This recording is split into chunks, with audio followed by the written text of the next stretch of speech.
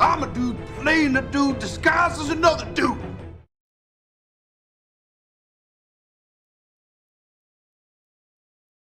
Hello collectors, and welcome to the Discount Action Figure Dude. I am your host, Christopher, and we are coming to the end of our Build-A-Figure extravaganza. We only have 2 more figures to do to start building some Build-A-Figures. I thought I had 3. I didn't even show them to you because no reason to randomly pick them out anymore. I got Chamber, whoever the hell he is. This Kingpin, not my Kingpin. And of course, Warrior Gamora. The reason I say I only have 2 instead of 3 is because old Vincent D'Onofrio over here, Kingpin, he doesn't have a Build-A-Figure part. So we don't have to open him yet. But Chamber, Warrior Gamora, doesn't matter. I'm going to do one right after the other. So let's go with this guy, who I don't know. Marvel's Chamber. Have no earthly idea who this guy is. He has something to do with X-Men, clearly.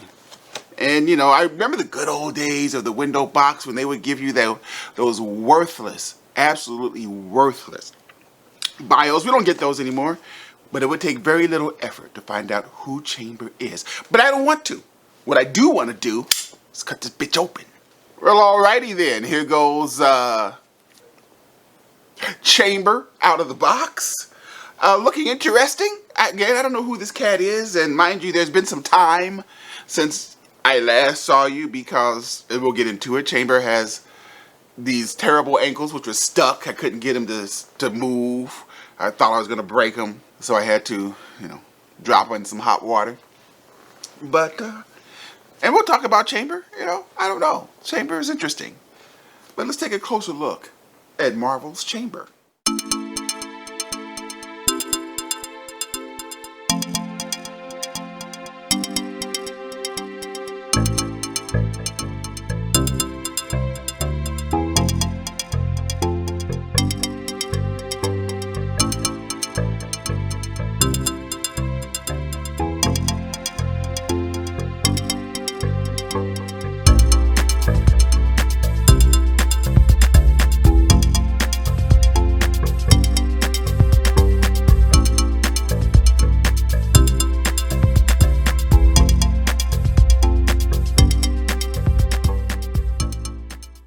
So let's talk about Chamber, who's a bit of a nightmare of an action figure, even though I kind of like him. First of all, as you can see, I have this stand, which I just happen to have nearby. I'm sure I have something a little bit more, less obtrusive than this, but this is what I had.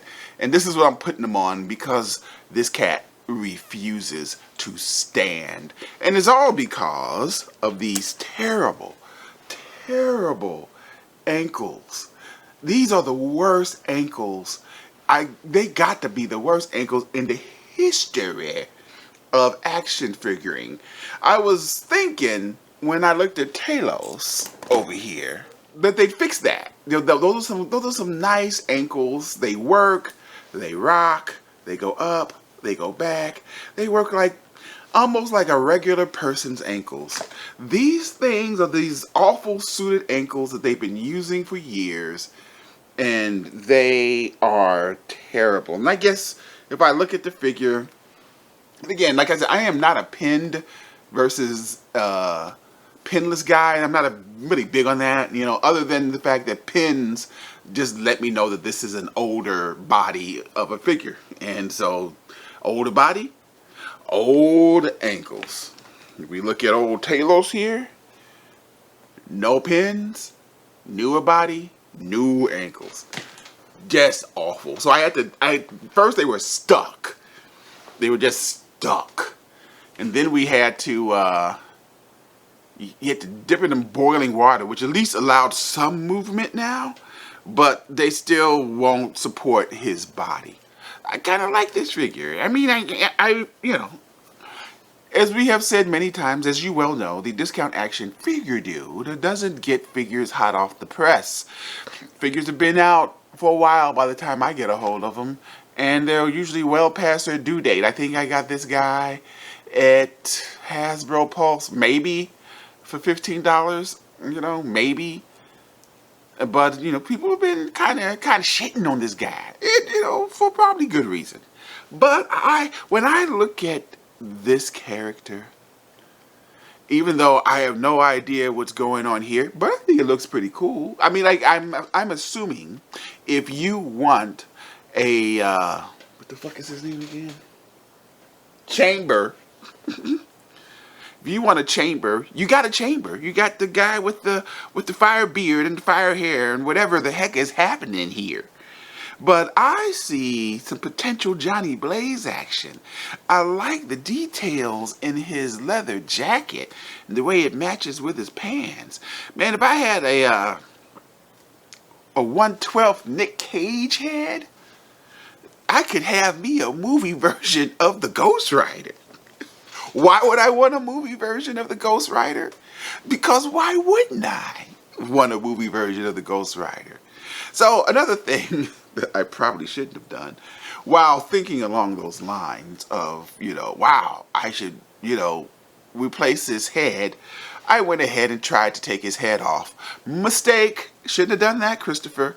And probably shouldn't be doing it again. But it did come off. And when it came off, because apparently it wasn't supposed to come off, at least not the way I did it. It's not a ball peg. It's not a ball joint. It broke. I broke his neck. This is what connects his head to this body. Now, mind you, I am sure if I had a nice head to put on this body, that I can try to make this work. But yeah, I don't know if this was supposed to come off. So let's see if we can slam that sucker back on. The good thing is, even though I broke his neck taking this head off, it's still pretty secure, But yeah, I like this body. I don't necessarily like this body for Chamber, because I don't know who Chamber is. But I like this body for other things. This leather jacketed body has some potential, man. I think I can do some stuff with this. In fact, if Chamber gets cheap enough, I'm talking $4 cheap, I might buy a few of these and then start sticking heads on them. Then I'll get me a motorcycle gang. Maybe put some insignia on the back of his jacket there. See, now the hamster's running in that little chamber now. Now I'm thinking of stuff. Anyway, let's put this guy back on his stand, because he sure as hell ain't gonna stand on his own. So what kind of value do we assign to Chamber over here? Well, I don't know who Chamber is. I don't want Chamber. I have no use for Chamber. But I have a use for this body. I think we can make things happen with this body. And with that in mind, Chamber, or Motorcycle Gang Member #1, is a pretty good value.